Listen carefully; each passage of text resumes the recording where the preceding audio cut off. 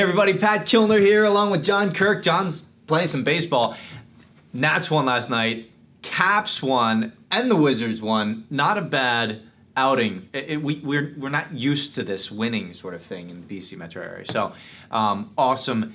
We are used to winning with real estate though. Yeah. And so that's what we're going to talk about today. John, thanks for joining again. Yeah, man. Thank you. So let's just jump in. We're going to talk about areas and whatnot, but you've had some awesome successes in the last couple of weeks with some multiple offer situations.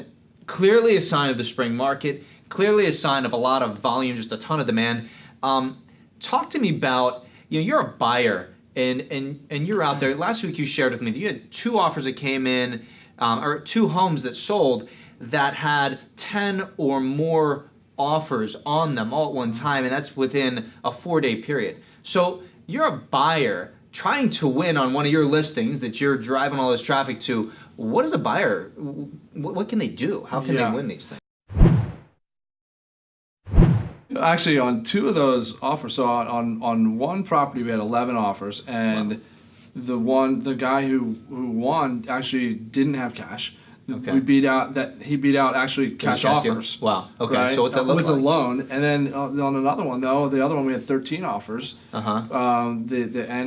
guy who ended up with it actually didn't have a cash offer either, and he beat out a cash offer. Fantastic. But yeah, so that's an intense process to sort of go through all of that. Give me the highlights of it. What are these folks doing to win? In order, how are they grabbing your attention? Right, you've got a flood of people coming through open house and making their way through on Thursday, Friday, Saturday, presenting offers Monday, Tuesday.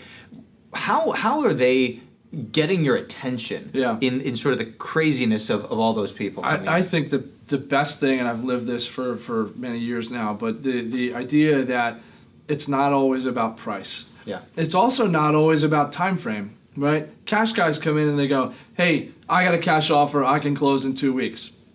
Okay. Well, we don't need to close in 2 weeks. Yeah. Right. Sometimes people need to be in there for 90 days. Sure. And so that's part of it. Sure. So what does that look like? It's not always the highest price. I think is the most important thing. Yeah. What do your terms look like? Mm-hmm. That is actually, in my mind, that's the most important thing. Where is the seller going to assume less risk? Sure. So if you're a buyer and you can assume more risk, right? Like.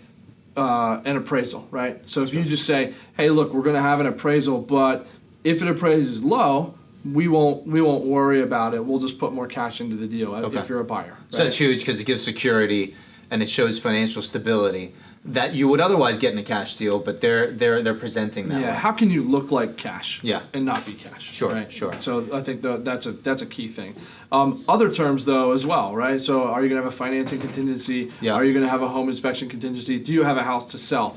Huge. I had several people on each one of these deals that had homes to sell. And that's huge, right? That's an albatross for your sellers. We're not even going to consider that. On another property, I had 2 offers come in, both pretty close to perfect offers, but they had a house to sell. Yeah. Each one of them. And so there's a real, now what they're doing is asking you to take your sellers to put their hopes and dreams of selling their house into the hopes and dreams of selling a stranger's house. Yeah, and or it even just doesn't. you know. It's a non-starter in this market. Yeah. In fact, I can. There's too much demand. Too many other people. That Exactly, can buy. and all around, right? I mean, I think in all the deals that I've done, I've only done 1 home sale contingency, right? Yeah. And that's because we had to. Yeah.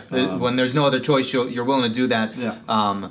But so for those folks who have a house to sell, the message that I'm hearing is go get it under contract. Get that locked up. Go find your buyer. Yeah, you're much more attractive, Pat, once your house is under contract, and you're even still more attractive to a seller once you've been through all of your contingencies. Sure, right? sure. So if you've been through home inspection, you've been through appraisal, great. Let's now come talk to us.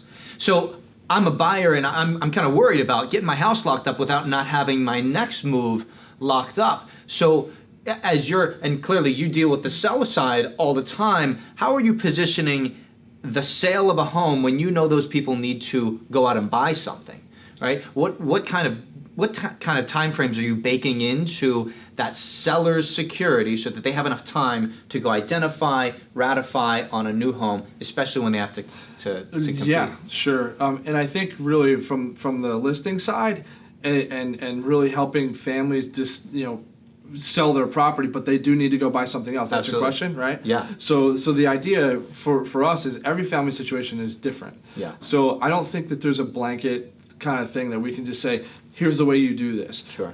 Some folks have the luxury of having a lot of cash liquid and can go acquire another property before they even sell. Yeah, and that's the best way to go. And that's right? the best way to go. If you have that kind of equity position, then you want to take advantage of that in most circumstances. Sure. Other folks, though, are in a situation where, well, I would say many people are in a situation where they do have to sell first, and then they Liquidate the asset and then go buy something. Sure. But in this market, it is tough because you have to go compete. Right, Yeah. so you do have to liquidate. So maybe you're looking at a short-term rental, right? There are lenders out there that are doing bridge loans. Again, I talked to a guy yesterday. He's like, hey, if you have a client who needs a bridge loan, let me know. I'll do that for you. Or perhaps a rent back, where you're or a staying rent back. put, not moving twice. Exactly. So that can happen as well. Yeah. So there are ways, I think, and our job is really not to say, look, you should do this every time. That's not what this is. This is a high-level consultation Sure. where we have to understand all the dynamics that are going on within the family, Yeah. understand what the finances look like, and then be able to deploy a plan and then to execute on that plan. That's great, because you're not just factoring in sort of the money side. You're factoring in when the kids are out of school.